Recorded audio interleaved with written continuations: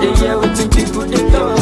Want to get a shakeleti love. This is love and I wanna get another one. I go take and do waiting I love. Waiting you love, oh.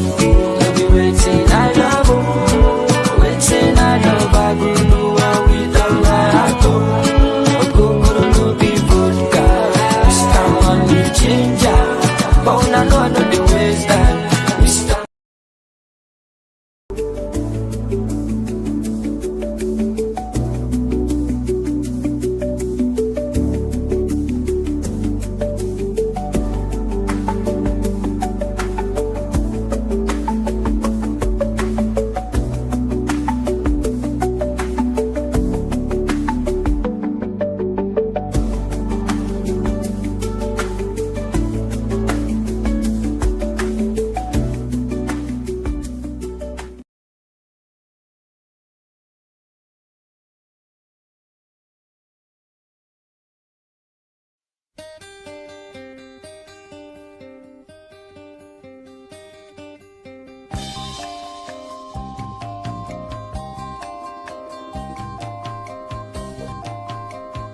You've been gone, it's an empty home. Come on back where you really belong. You are always welcome home, welcome home.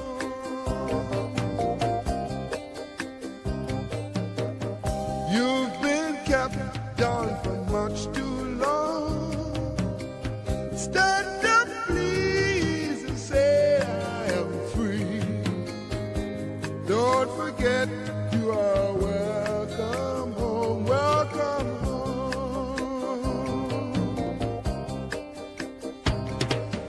Come with me on this happy trip back to the promised land. On this happy trip back to the promised land. Very good morning, good afternoon, or good evening to you, depending which part of the world you are or watching us from at the moment. My name is Fifi Asante Impari. I'm the host of Conversation Beyond Borders this afternoon in this part of United Kingdom. I'm actually sitting in for Mami Aite or Mami Ekia Aite, aka Kiki, as we all know her. And we're going to have a very good conversation with a familiar voice on our airwaves. We've seen him. He's young, he's dynamic, he's doing great things. And I'll bring him on shortly. But before we do that, can I say to you, please, please, please share, tell a friend to tell a friend, or call a friend to tell a friend, and then ensure that you like the show, click the like or the love button for us as we do this. Our guest this afternoon or this evening, as I said, depending which part of the world you are, will be Ivan Che Innocent. Before I bring Ivan on, we will take a quick commercial break. Thank you. That dream of studying and working abroad has been made much accessible to everyone, including you. So worry less about how you're going to get there, because we always make it happen. This is Staffinders Ghana Limited. We offer a highly professional guidance and support system, both in your university and visa application process. Staffinders Ghana Limited is a highly trusted agency of the University of the West of Scotland, one of the largest modern universities offering a range of academic, social, and sporting facilities. You can apply for undergraduate, master's and PhD in business and creative industries, education, social sciences, computing, engineering, physical sciences, health, and life sciences. Come through Staffinders, and for your studies, you get yourself a laptop or a £500 gift voucher. Call on +233 598 4888 04. WhatsApp on +44 7404 711 049. Send us an email or visit our website for more information. Thank you. And welcome back to Conversation Beyond Borders once again. Thanks for staying with us. As I earlier said, Our guest this afternoon, this evening, this morning, depending where you're watching us from, is Ivan Che Innocent. Welcome to the show, Ivan. Thank you. You are warmly Nice. welcome to Conversation Beyond Borders, and a pleasure to have you here. Thank you for honoring our invitation. Thank you, and same here. Amazing. Amazing. So we're going to kick off straight away. You've been a very familiar voice in our airwaves and on our screens as well, both radio, TV. You've been doing great. I think personally, I came across you 3 years ago, three and a half years ago, and you've actually been very consistent. And I would say massive applause from this side where I sit to you. Thank you. You identify yourself as a political activist and a researcher. These roles can sometimes be can have a tension, and to me, when making decisions, which perspective do you tend to guide you more, or how do you balance the two? Because researching a youth political activist, you can see the tension there. So how do you balance the two?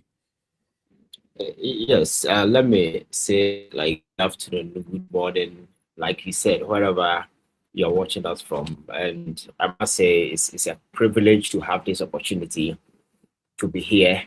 I think one of the drive has always been the sort of misinformation that has over the years dominated the media space. And I don't know if you are conversant with the political space in Ghana.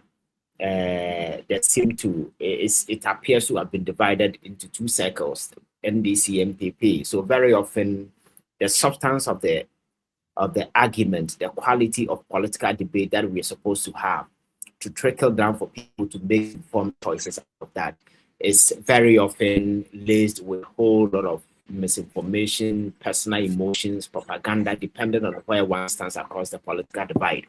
So I felt like it is very important to delve deeper behind the issues to understand what the key issues are, what the critical issues are, and present it to the other person to assess it in their personal level, to be able to use that as basic foundational element to make informed political choices instead of relying on the traditional media, where very often some of these platforms have been one way or the other transformed into some sort of a propaganda platform where people can just say it and get away with it. Very often people say things without even, which cannot be verified in any way. They just sweeping political comment for political expediency. So my drive has always been that we can do more, go behind the scenes, delve deeper into the issues, present it in the way that the average Kenyan can understand the issue in their own terms and use it as a basic block to make informed political choices. So it's always the driving force for what we do. And fortunately for us, we've been springboard into an arena where information has become quite diverse from various platforms, especially with the advent of the social media. The platforms have become quite diverse and information are available. So I think it's kind of hastening this particular drive just to ensure that we present to people what they need to know, and the choice becomes theirs to make after reviewing this information. Amazing. That is very interesting. So in a layman terms, I would say you correct the narrative, if I'm correct, because there's been so much stuff that get thrown out there. You research, correct the narrative, and then leave it for the ordinary person to make their own choices, political choices out of it. Yes, sort of, because in our part of the world, I think politics are about controlling the narrative. It's about what you put on it. You spend it, at the end of the day, it will stick, and that is it. But I have come to the realization that over the years hasn't served us any purpose. You speak to young people, you become convinced that they are into the same world of politics where everything is driven by narrative placed on it by others. They are unable to sit down, assess things from their personal perspective, and put meaning to situations. So I feel like, yes, we need to straighten the narrative by giving it the actual fact that is supposed to be used to understand these situations and phenomena that very often we come across. So it's a way of presenting the narrative with fact. It's not like we are not attempting to skew or influence people what they should think or what the choice should be, but rather just present you with a raw fact. These are the facts about a particular situation. You as a rational human being will have to just synthesize these facts, and based on that, you make informed political choices. And that will also help you to understand the terrain, the political terrain. With that, I think that we'll be able to make choices that will help us and also drive the sort of development that we seek. And that is always the motivation. Amazing. That is very interesting. And you did make mention of the magic word there, synthesized information.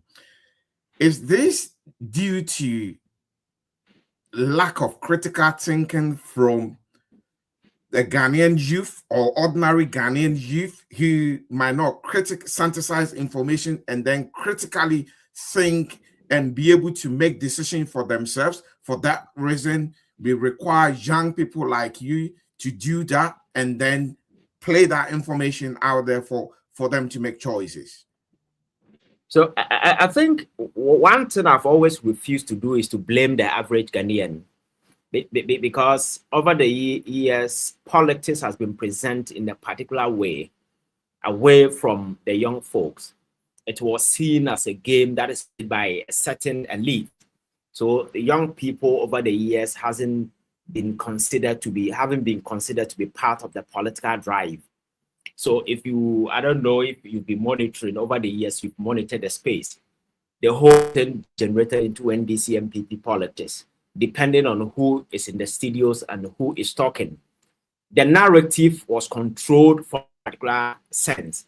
So the average young Ghanaian listening, that is the only source of information the person could have. So one way or the other, you will be influenced, whichever way you want to. You will be influenced by what you get on a daily basis on radio, television, and this is a narrative that has been controlled specifically by certain individuals for partisan expediency. So this is the background the average young Ghanaian is coming from.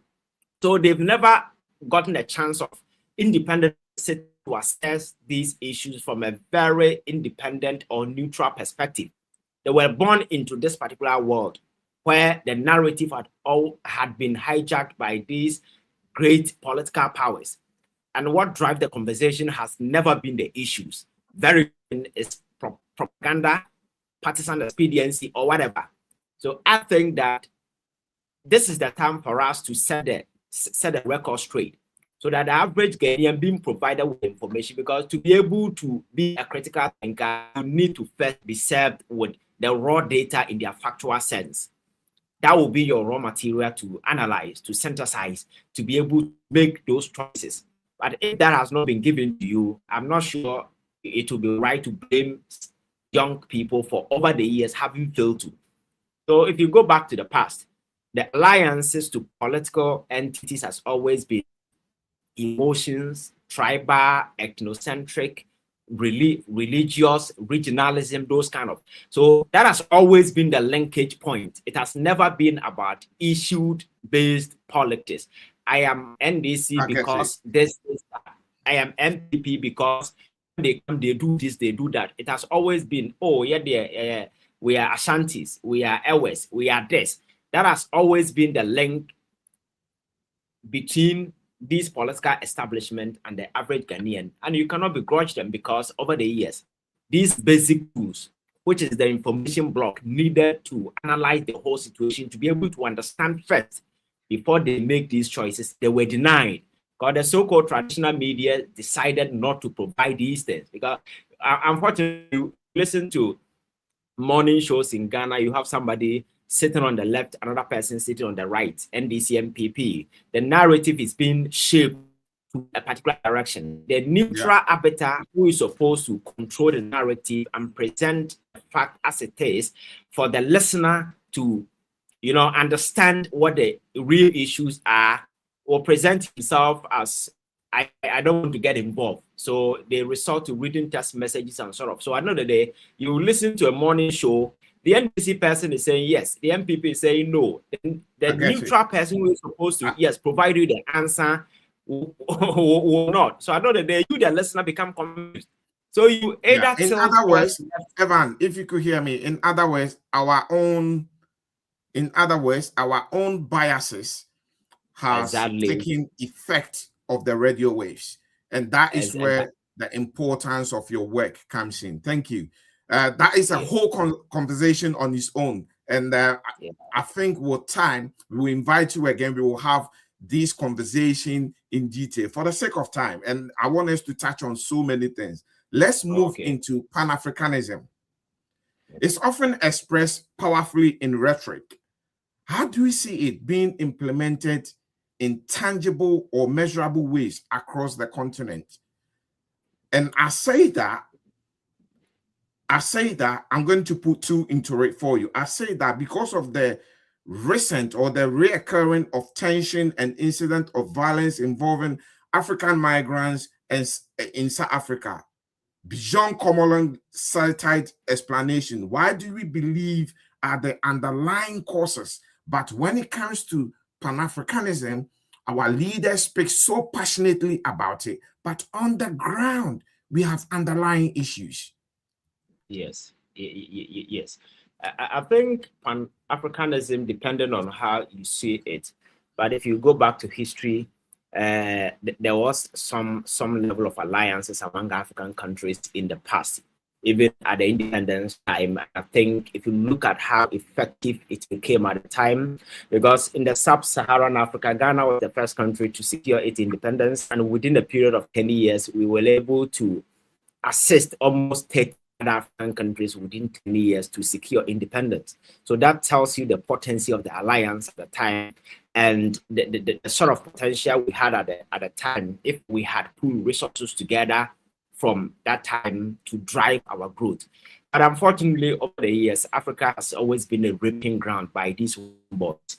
And because we've not realized the need, the potential that we have in terms of natural and human, and how we can pool resources together and develop this particular continent into a sort of enviable enclave that will drive the goals and aspirations that were set forth from the beginning. So if you look around, the economic disparity even within Africa makes it almost impossible for us to come into consensus or whenever there are misunderstandings among us. You see young people traveling from one African country to the other country, and then it becomes another thing. The rest example is what you just mentioned in South Africa. How on earth will somebody in South Africa call somebody from Ghana a migrant who should go back to his country, considering the enormous role that other African nations played in the independence drive of South Africa? If you look at around Africa, South Africa recently gained its independence somewhere in 1983.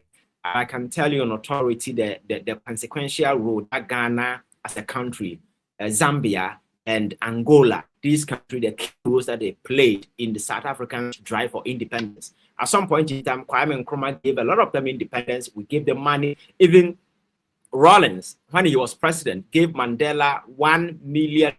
Just mentioning quite recently one of the videos that I saw. So the contribution had always been phenomenal. It means that there is this innate connection among us Africans that we can pull resources together and do something great.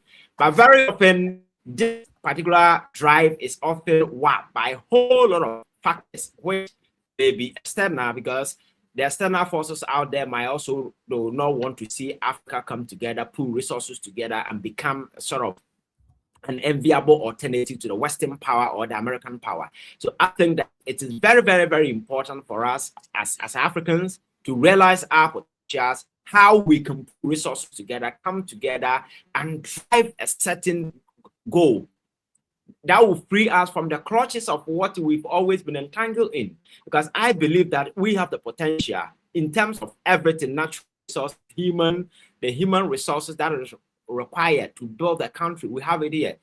Fortunately for us, if you go to a country like Niger, that is the most, in terms of the country with the what do you call it? Is it the best birth rate in Africa? That is Niger. Everyone, I think it's 6 to 7 birth per woman.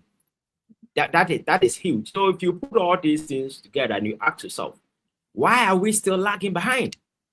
And I think that if our leaders realize this tension, the need for us to come together, to put resources together and begin to see ourselves as one people with a common destiny, and if the strength we put together in the past was able to liberate us from the West, from, I don't know whether call it imperial rule or whatever, the same energy can converge at this particular time and take over the world, and that potential still exists, and that we need to press. I was very much impressed when recently President Mahama brought heads of African leaders and some sponsors to Africa with this health summit, because they are just trying to create an alternative to WHO, which has been a sort of a global health kind of, but always to benefit, you need to take a certain box.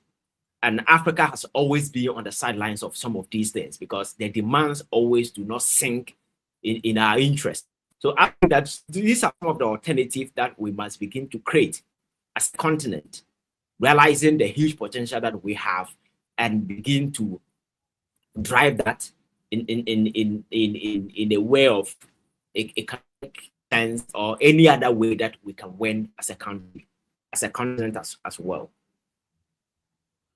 Okay, thank you so much, and thank you for diving into that in detail.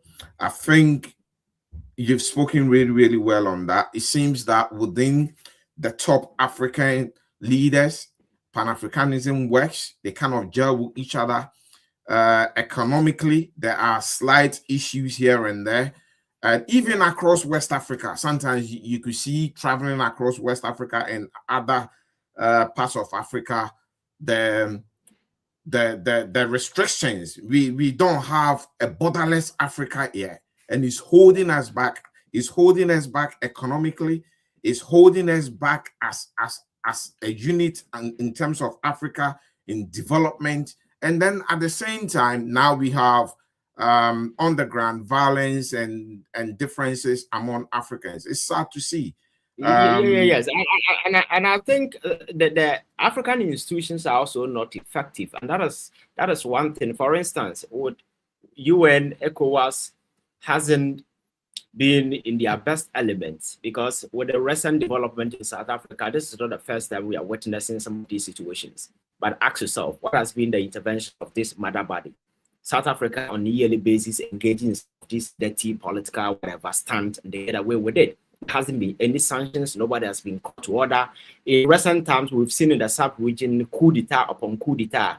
The question is that the mother body, which is ECOWAS, how has it presented itself to be feared, or like if any country at all intends to undertake some of these things that undermines the economic well-being of the entire continent, also threatens the security of the continent?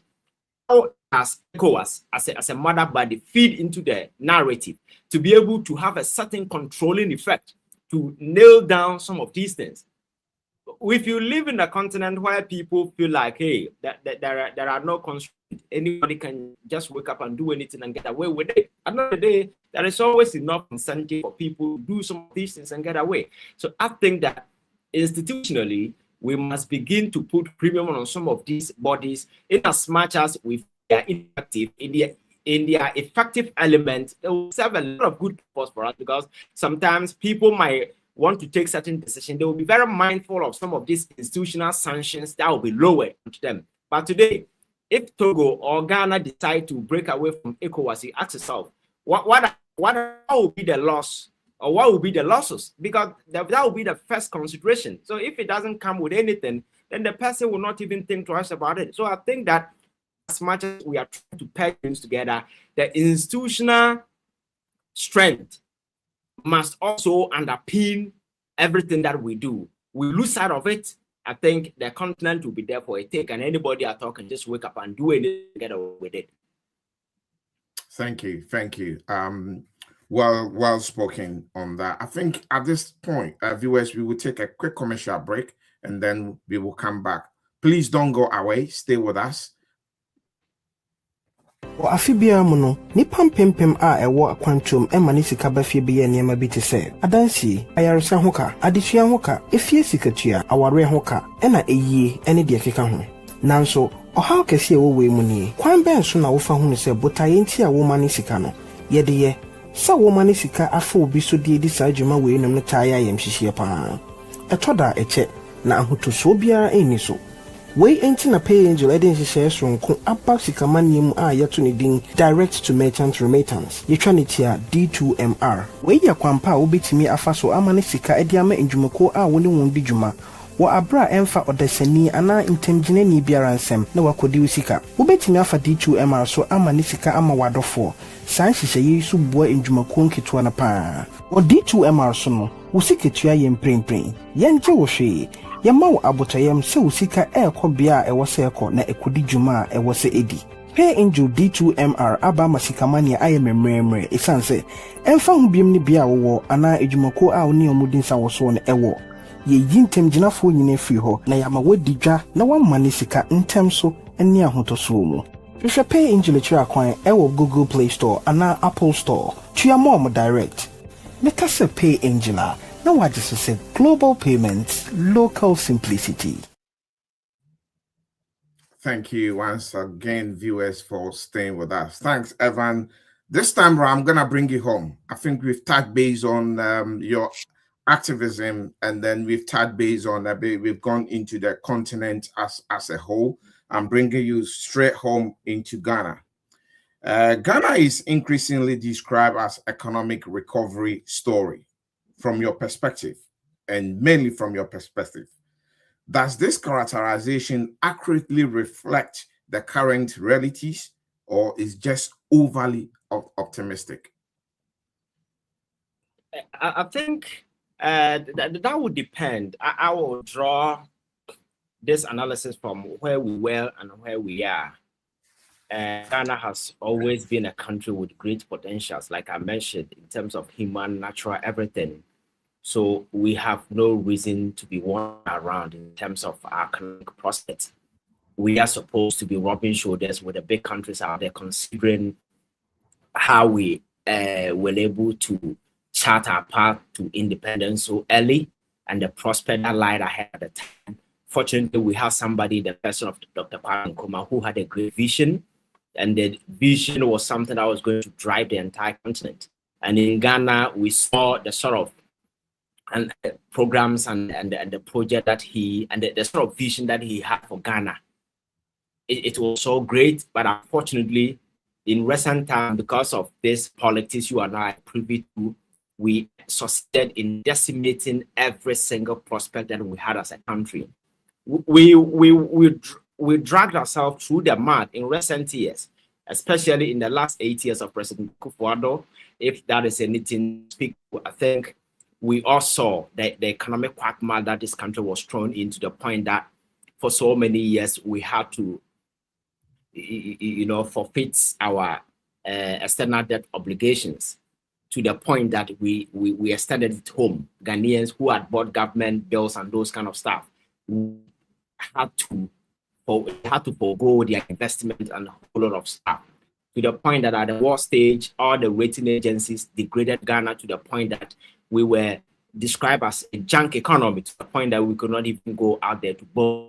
That tells you, that gives a picture skill description of how terrible Ghana economy was at the time and its impact on the Ghanaian people. So if you mirror that against the prospect and the potential that we had from the beginning, then you definitely, that will give you a reason to worry. But where we are at the moment, I think that there are some sharp advances. We are not out of the woods yet, but if you look at where we were and where we are, there seems to be a certain spotlight that, drives us to a certain redemption, that if you are able to hold on well, I think we can click to the gains, because If you look at the recent ratings, almost all the rating agencies have begun rating Ghana positive, and these ratings are not coming out of a vacuum. If you look at where we were in terms of inflation in the past, today we are doing a single digit. If you look at the dollar CD, which has always been a driving force of particular economy, today the dollar has been a bit stable. The British pound, as compared to Ghana, even though we don't trade in that, has always been stable. These are the metric that is used to gauge any economy. So in as much as we have in terms of not being able to match our potential as a country, I think that currently, if we speak to some of these issues in comparison with where we were, I think that there seems to be some certain semblance of hope. The only question is, can we click on the current situation and get our best out of it? That's what I'm looking at. And I'm looking forward to the government putting up certain initiatives and programs that will hasten our growth as a country.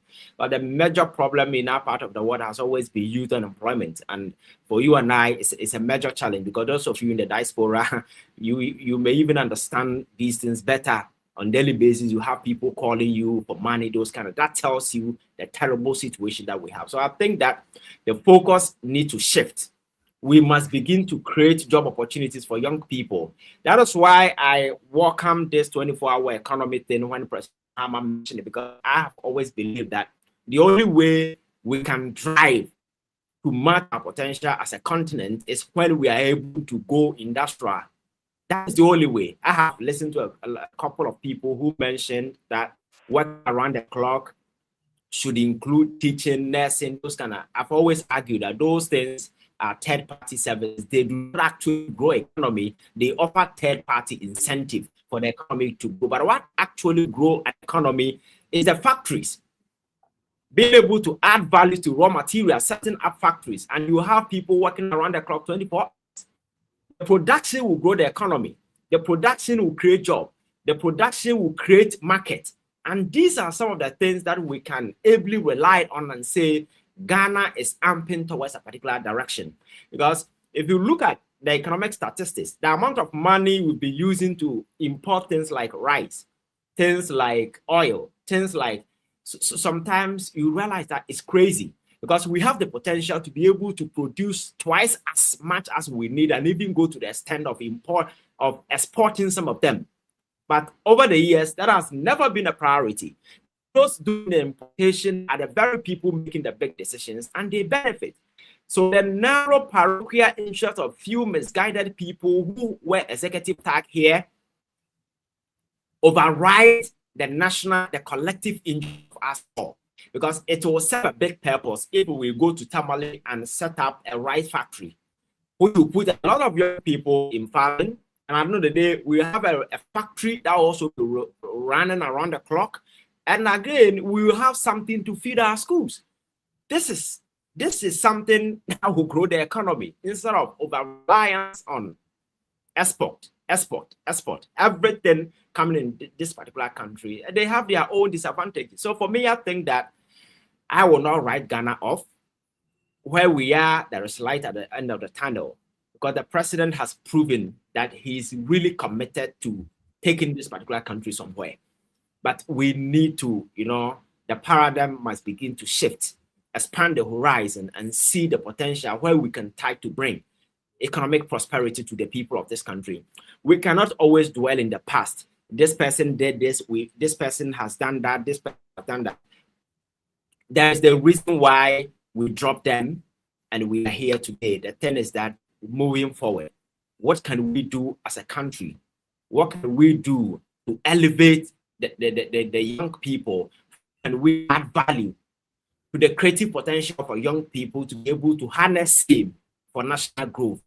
These are some critical things that we must begin to look at for the economy to grow. So for me, I think that the basic economic indices and the statistics that require, or that is expected of any country that should be an economic rise, we have them currently, because like I mentioned, when you have inflation a bit down to a single digit, when you have your dollar stable, when you have your currency fuel prices, in as much as there is this ongoing tension. The president saw the need to at least bring a certain mitigatory effect to being by reducing or slashing some percentage out of the actual price when other people would have expected that the prices will go up. These are some sort of relief that people in the interim can be proud of. But the thing is, how do we build upon this and move on as a continent? Because, like I said, if you look at the huge potential of this particular continent, the natural resources and the human resources,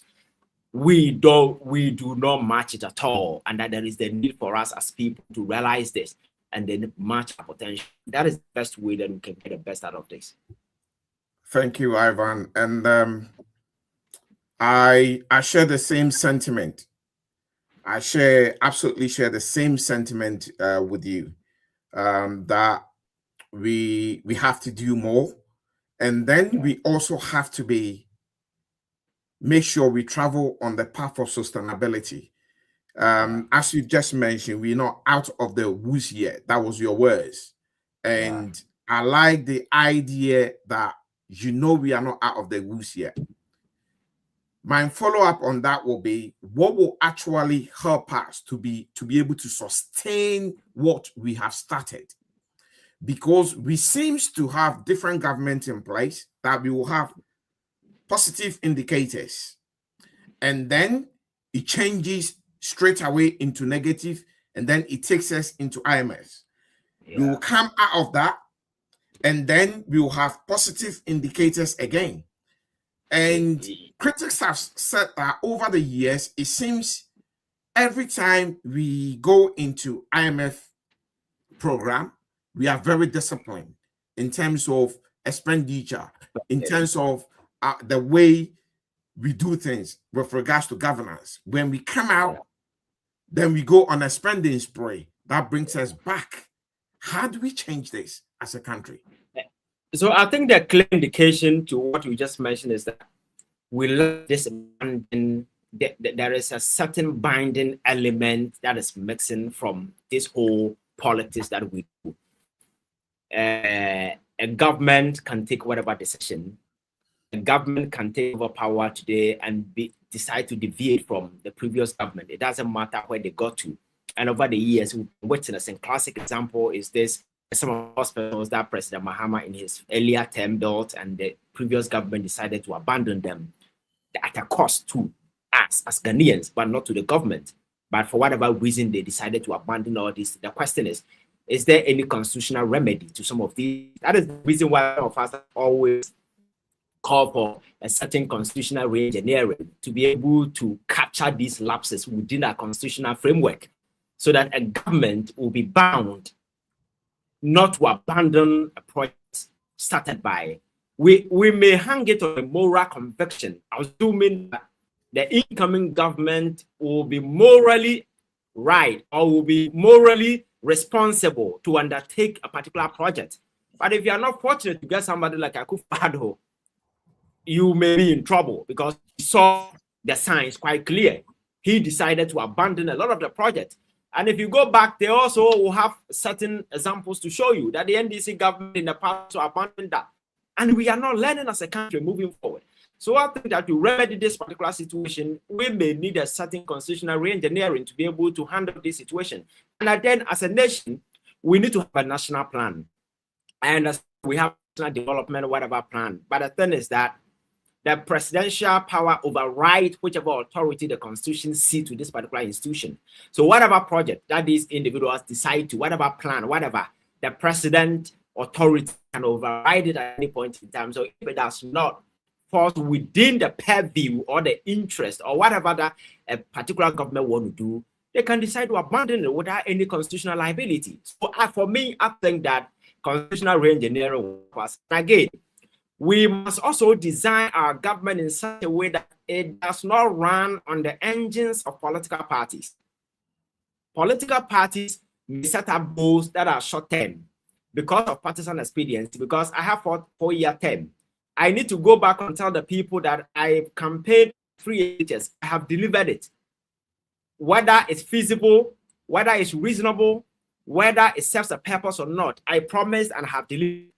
I'm beginning to look at it in a way. Political parties may have the few room to undertake those short-term, political campaign promises. But when it comes to the things, the fiber drive nation, it should be a long-term. So we should have a short-term goals, a medium-term goals, and a long-term goals. And that is what drives any nation anywhere in the world. You go to America today, and Pentagon will tell you that we have a security initiative. It will come on stream in the next 20 years. It doesn't matter who becomes president, because you may not have the authority and the power to override that long-term initiative. You may be president today. The decisions you take short-term. I think these are some of the strategies we must begin to adopt here. We have a plan from Accra to Tamale in the next 10 years. We want to have a railway. Whichever government comes may not have the power to change that particular thing, because we have realized that we need to connect the southern sector to the northern sector. The paramount interest, because we want easily transit of goods and services. It doesn't matter who becomes president. That is something we set ourselves as a country. These are some of the things that we can do to ensure that the long-term goals of the country is realized. Because the short terms don't grow nations. The short terms are very often for partisan expediency. People want to cash, because we have to go back to the people and tell them, we told them we'll be doing this. Have we done it? That is what they are going to serve us. And some of these things, because the long term do not very often serve these short term political interests, very often we overlook it, because nobody wants to invest in something that you cannot go back to the people and make campaign around it. So I think that if we do this constitutional re-engineering and stop the nation from being run on partisan engines, rather on a certain national agenda or national engines, I think that will change the dynamics. And whatever that we seek to achieve as a country, we may. But as long as we continue to do this, and there's this laxity in terms of the legal regime, any individual who comes, even start a project, can easily be abandoned, and nobody can be responsible, accountable for anything. Yeah, I got you on that. Thank you. So I think I'm happy to know that you are on the same train as somebody like myself, who have always argued that we have to have a national, maybe 30 years development plan, and then enshrine it in our constitution. In other words, we watertight it to ensure that it doesn't matter what government comes into place. That is what the country is seeking for the next 30 years, and we follow that plan. I'm happy to hear this, and I've just realized I'm not alone, and there are many voices out there. Yeah, there are a lot of Ghanaians out here who over the years have called for this constitutional changes and constitutional re-engineering. Recently, I think a committee presented a report to the president, which is under review. I hope that we'll be able to go through it, but some of these critical elements that we are just mentioning were omitted. So if there can be a certain reconsideration to capture all these things in, I'm sure it will help us, because the ultimate goal is how we can elevate ourselves from where we are to where we want to go. Because the world is racing. If you look at what is happening in the geopolitical arena today, the superpowers are regrouping, the middle powers are also seeking to assert the authorities. The question is, those of us here, what are we doing? We are in the same race. We cannot always sit aloof, fold our arms, and the world will run and come back to give us a pat at the back. No, everybody is running his or her race. Africa must begin to take up it. Africa must begin to pick up itself and join this particular race, because the potential to run and win. For me, that is what we need to do as a continent, and as Ghanaians, we need to push for that. Okay, thank you, Evan. My follow-up on that was going to be comparing the administration of John Dramani Mahama and Akufo-Addo, both which experienced period of growth alongside significant fiscal challenges. But I think the previous questions have dealt into that, so I'll take that one now. Whilst you were talking, you touched on with regards to the youth unemployment, and I just want us to touch a little bit on that. Then we'll take a commercial break, and then we will come back and finish it off. Youth unemployment remains a persistent issue under both the NDC and the NPP. What policies are the initiatives from either side, if any, have delivered meaningful realities or results? I think as long as we still have a massive youth unemployment challenge hanging on our neck, I am not sure that there is any trophy to speak to. We haven't won it yet, and there is a need for us to do more.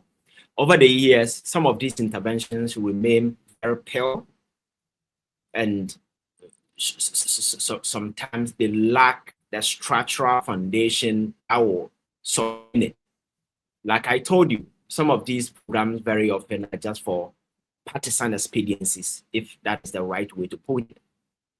The purpose, the goals that is supposed to deliver. One classic example is the one day the MPP introduced called, I've forgotten the name, if you can remind me. Is this that they line up young people on the street? I know the day payment even became a problem to the point that it had to be dissolved at some point in time. But if you look at the amount of money which went into a particular project and look at the outcome of it, you feel embarrassed as a Ghanaian. That tells you that some of these projects very often don't go through any sort of consideration. People just wake up and realize that there is the need for us to do something just to let the people know that this is what we're doing. Over the years, YEA has always been another sad example, very often just to serve another partisan purpose. They drag a lot of young people there. You go back 10 years or 5 years after to set the sort of dividend that we've achieved out of some of these things, you realize there will be nothing to speak of. So this time around, I am looking at genuine commitment. How do we equip young people with skills, long life skills that they can rely on? And I've always even called for the need to retool our educational infrastructure. See, what we have is a colonial relic handed over to us. We haven't been able to input our own version of education to the practice that we have. If you go to China today, at some point in time, they realize that they have the numbers and that there is the need for them to bridge the gap between academia and job market. So the whole education structure was retooled towards how they can bridge that particular gap. So today, China has become a production hub. Every nook and cranny, you see factories there, and it's being manned by local people who are with skills and some of these things. The question is, what are we doing differently as people? Because people come out of the university, and if you take out the certificate, a lot of them they are not useful. The question is, like, why can't we design a system whereby we'll be able to equip these people with a certain technical vocational skill? I've heard the president mention a couple of times, and I think there are plans underway just to ensure that at some point in time they will insert it into educational curriculum. I think that we need to fasten that particular process to be able to equip these young people with vocational skills. There has been a lot of testimony from people who have gone to places like Europe, UK, where you are, who will tell you that those with skills easily find job to do as compared to go there with a certificate. If you can do something with your hand, you can easily survive, even if the terrain is very difficult, because some of these handy and vocational skills come handy at any point in time. You can employ yourself, work at any time, and then get paid. But the thing is that when you come to our part of the world, that aspect of our education has been branded. I don't know how to describe it, because if you hear somebody, I want to learn carpentry, they do in a different life. But the thing is that we need to retool the educational infrastructure to be able to insert this critical component. But the person will come out of the secondary school with a certificate indicating that the person has written BCE. The same person will have a certain skills in something. So in the absence of the government, that person can become self-sufficient and be able to do something. Because there is no government anywhere in the world that has been able to successfully employ everybody. The biggest economy in the world, like America, if you go there, the private sector still hold the largest part, the largest chunk of the working nation. The American government cannot even employ everybody. It's the same everywhere. So what it means is that if you have a workforce that is equipped with the skill set needed within the country, and you empower the private sector, they will be able to, at the end of the day, create jobs, because there are people who are such that with these skills, 3 or 4 people from the university can just partner, go for a certain incentive and start business on their own. And if you go to America, if you look at some of these tech companies, that is what they do. 2 friends from a university, 2 friends from this school graduated, they have this particular skills, go for some of the startup loans, you start your own thing.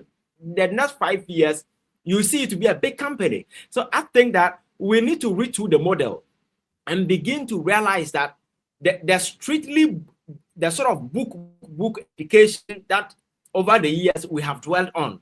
And the unfortunate aspect of it is that the things that we learn very often within the terrain, you can't even trace any of them and the sort of impact that they have. That is why today people come out of the university and say a gap between them and the job that is available within the market. If we're able to bridge this particular thing and also begin to equip the young people with the skill set that is needed within this particular space, fortunately for us, apart from these technical skills that I have mentioned or vocational skills, into another thing, the technological space has come with a lot of innovations that we can also take advantage of. And if we are able to insert these things within as another layer within the educational structure, trust me, in the next 10 years, we will be having a different conversation.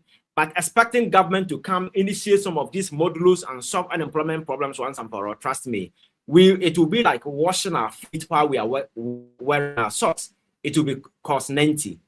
Yeah, well spoken on that. Well said.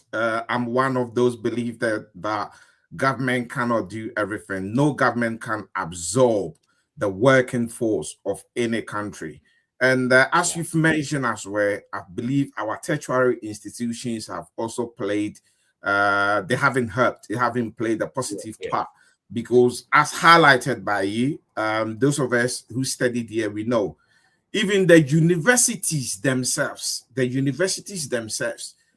whilst you are studying, they throw challenge and money out there for you for entrepreneurship.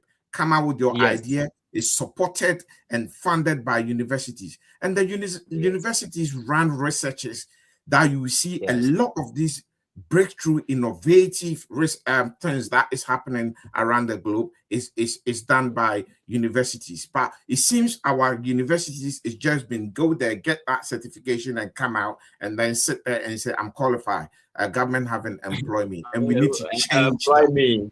Yes. We need to change that. So, everybody comes out of university with expectation to be employed, when the potential and the capacity to employ yourself lies right in front of us. You see, I think we must begin to empower young people to see the need for them to begin to put value on themselves and the need to become employers instead of always seeking to be employed. If we are able to change this narrative, trust me, we will be able to solve this particular problem. But until that is done, we will be running in circles and begin to blame government upon government. When MPP came, they did this. And you see, political parties, the very intervention very often they throw, most of them are not sustainable. Because like I told you, it's a short-term kind of initiative, just for partisan expediency. They will tell you, we have placed 20,000 people here. You go back the next 5 years, check on these 20,000 people, and you realize that nothing has happened. So I think we must begin to, zoom in our training institutions and begin to redefine what education is. We inherited this thing over the years. The question is, can we input our own design into education curriculum, or must we continue to carry this colonial relic of education around when we know that it impacts on our progress and the kind of this thing that we have here is minimal? I think that we need to adopt a radical way of looking at this in a very... Thank you so much, Evan. We will take a quick commercial break and then we will come back and wrap up due to time. Thank you. I would love to sit here all day, all night with you having conversations, but for the sake of time, we will go and then we will come back again. So please, producer, take us on a quick commercial break and then we'll come back and wrap up. Thank you. After a long day at work, there's one thing still on your mind. I need to send money home, and fast. With just one tap on the PayAngel app, you unlock your true power. Zero fees, lightning fast transfers, maximum impact. You soar across cities and oceans, Faster, safer, stronger. Powered by PayAngel, where every transfer is a mission of love. Back home, your family feels it instantly. Joy, hope, and pride. Because when you send with PayAngel, you're not just sending money, you're sending care. Be the hero back home with PayAngel. Zero fees, instant transfers, maximum impact. Thank you so much for staying with us. Conversation Beyond Borders this Sunday afternoon, morning, evening, depending where you are. And our guest, who has been very, very vocal and has been on point throughout the show, is Ivan Che Innocent. Ivan, I forgot to ask you, the Innocent, did they pick, is that your actual surname, or is a name given to you because of your innocent face, if I may ask? that is a conversation we need to have some other time. but I'm very innocent. That's what I. Yes, you look it. You definitely Yes. look it. You got that nice baby face, likable kind of face, and I think it plays the role very, very well. Yeah, beautiful. Yeah. So we'll definitely have that conversation. Sure. At this moment, I'm not gonna go into any more questions. I have loads more here, but for the sake of time. So Evan, please wrap up. What message do you have for Ghanaians in terms of when I say Ghanaians, I'm going to give it in segment. The youth and government. Okay, and what message do you also have for Ghanaians in diaspora? What would you like to see the Ghanaians in diaspora do to assist or come home and help the growth of our economy? Thank you. First of all, to government, I think that what we witnessed under Akufo-Addo and the sort of reaction that Ghanaians gave, especially looking at the outcome of the elections, to tell you that the average Ghanaian at this point in time can no longer be taken for granted. Many of them have become very vocal, critical, very assertive, especially if you look at the sort of information going on. That's so that the average Ghanaian cannot be taken for granted. We got to a time where people were even amping for coup d'etat, but it took grace to save us from that particular temptation. And I've been telling people that the last leg that Ghana's democracy is standing on is John Mahama NDC government, because it got to a point people lost hope, trust, and confidence in the political establishment to the extent that people were calling for coup d'etat. So President Mahama is in to redeem Ghana and also ensure that confidence once again returns. But considering what has been done so far, I think he's doing well to restore that confidence, because the sort of opulence, arrogance, and the sort of things that mismanagement that we witnessed in the last 80 years, the opposite is what is being given to us. So to a certain extent, I think that confidence is once again returning, and that we should be able to sustain it. And always keep in the back of mind that this is the last leg Ghana's democracy is standing on. If he fails, or if we fail, we are going to go down, because we are not immune from the crisis that African countries have been witnessing with the many coups d'etats going on around. We need to be very cautious, have in mind how assertive the people have become and how very critical they've become. And the fact that today they have any understand what is called politics. It is no longer a game played by a few elites, in quote. And now the average and ordinary Ghanaian anywhere do understand what politics is. So we cannot sway or play games around issues. At the end of the day, it is about what you have done for the people, what you're doing, the problems at hand, how it can be handled, and charting the path of prosperity that is feasible and that is for everybody. That is the message that I have for government. For Ghanaians, I think that we must also continue to press. You see, the fact that we have voted for government does not mean that we should sit aloof, fold our arms.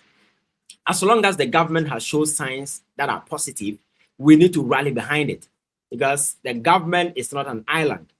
Whether success or failure, that also depends on us.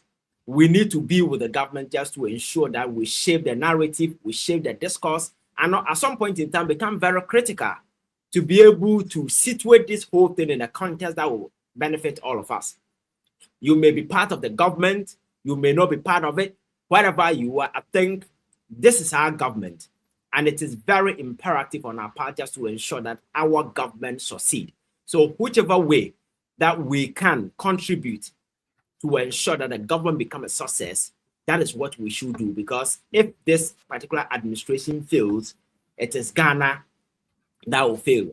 And I am wary of the other side. If people lose confidence and trust in democracy, as is happening around the continent, because if you look around Africa, you realize that people are losing trust and confidence in democratic institutions because of how some people have over the years taken it for granted and massaging it for their personal conveniences and stuff. People are always on the high alert, and that we need to sit in and regulate the pathway so that we don't lose track of ourselves.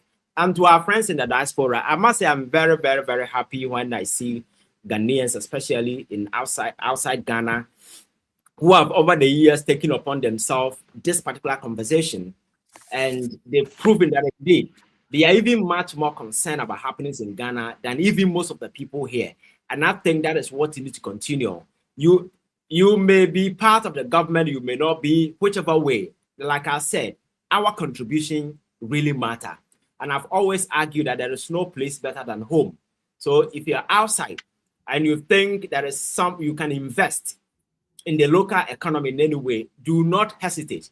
The fact that we've gone through the rocks in the past does not mean that we cannot find our way out. If you look at the economic space today, there is hope. There are signs that we are really getting out of the woods, and that if you invest your money in Ghana, trust me, you're not going to lose it. Let us begin to once again repose trust and confidence in Ghana and make sure that Ghana becomes whatever that we want it to become. What people forget is that wherever you find yourself, they've gone through these particular stages. It's unfortunate we are going through at this particular time. Because the story of Germany, UK, America started somewhere. They've gone through this particular stage successfully and they become whatever they are. No country was created to be what it is. It took men of conviction, men with great ideas to shape that particular country to become what it is. And I think as an Africans, we can do the same thing. So let us come together in one accord, irrespective of our political differences, irrespective of where we stand across the political divide. We have that particular drive to be able to change the political narrative, because nobody is going to do that for us. America may be somewhere, UK may be somewhere providing aid at some point in time, whatever that they think they might do to help us. But trust me, that is not going to change the destiny and the fortunes of this country. That magic one must come from us. And wherever we find ourselves, we must put that on a high alert and begin to see the role that we can play. The role can be diverse in whichever way that you all can do to ensure that we move on. We all come together to drive this country. And I think that is the best message I can have for anybody watching us this afternoon.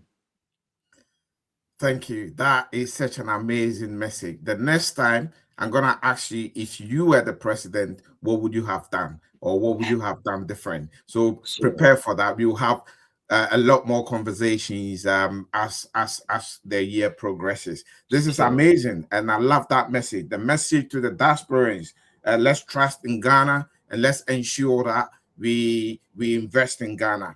And then the message of this government is our last leg. No more games. Let's rally behind the government. Let's ensure that this government succeeds. There's no powerful message than that. Thank you so much, viewers, and thank you, Evans, for honoring our invitation and such impeccable delivery. There are a few messages here that I'm just going to mention. They are all kind of let me quickly read through. They're all kind of just praising you, and I think it's good for you to hear that. People were saying, look, your submission is just on point. Well done to you. Abra Sanu is saying, very well said. And then somebody said they just finished their banku, so they're now coming on board to come and listen. Unfortunately, they can listen the playback. The playback is there, so they can go and listen. Then we have one of our own, Becky Stones. He said, "Have Your Take Media Limited. Thank you for hosting the guest as well." So thank you so much, and we will definitely call on you again, and we know you will honor it. God bless you. God bless Ghana, and God bless us all. And let me also thank you and your friends in the diaspora for not forgetting Ghana, because out there you could have decided to pursue any other thing, but always have Ghana in mind. Very much concerned about happenings back home here. It's heartwarming, and I think some of us also draw inspiration, because if those outside the shores of this country are doing these things, those of us here need to do more. And it's all about the national agenda. We may have our political differences. It matters though, but I think that the ultimate destination has always been Ghana. I keep telling people that political parties are just like vehicles that we bought to a destination. Ghana is the destination. You may need a political party as a vehicle, but the ultimate goal is to get to a particular destination. What will matter is the sort of impact that we can make when we get to that particular destination. And I think that we need to have that particular thing in mind, irrespective of our political differences. We have a nation to fix, and that should be a paramount priority to everybody, irrespective of whichever political party you belong to. Thank you. Thank you so much. So you heard it yourself. My name is Fifi Asante Mpare, and I sat in for Kiki, Mami Ifwa Ayele. Yes, Ayete, pardon me, Ayete. I butchered your name, so pardon me, Kiki. Also known as Kiki, or popularly known as Kiki. I only sat in for her just for today. So hopefully Kiki will be back next week. If not, I will avail myself once again. We thank you for staying tuned throughout the program with us. Thank you, Evans, and thank you, viewers. May God bless Ghana. May God bless the conversation beyond borders. Producer, and I'll hand over to you.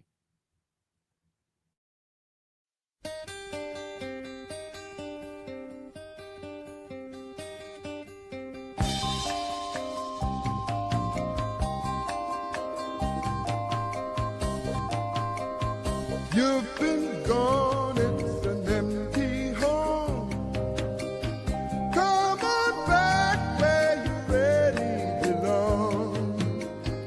You are always welcome home, welcome home.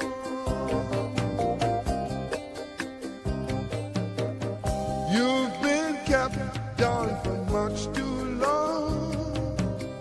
Stand up, please, and say I am free.